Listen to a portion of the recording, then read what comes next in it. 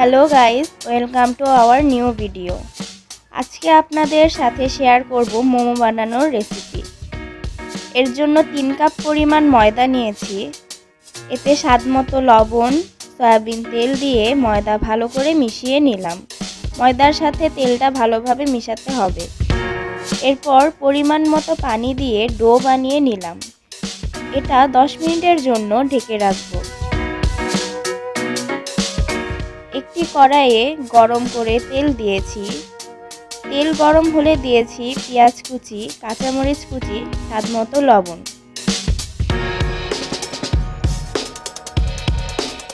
আদা বাটা, রসুন বাটা, গোলমরিচের গুঁড়া দিয়ে ভালোভাবে নেড়েচেড়ে নিব।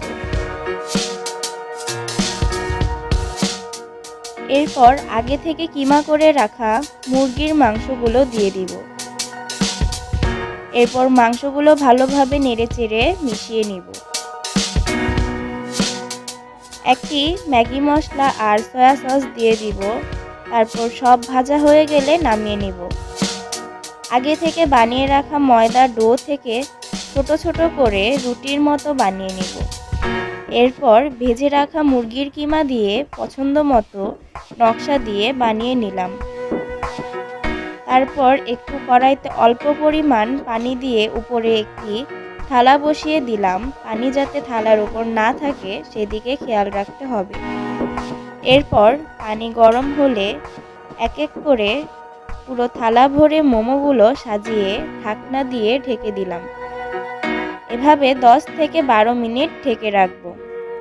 ঢাকনা খুলে নামিয়ে নিলাম গরম গরম মোমো আর টমেটো সসের সাথে পরিবেশন করে ঘরে সবাই মিলে খেলাম। সত্যি অনেক মজা হয়েছিল।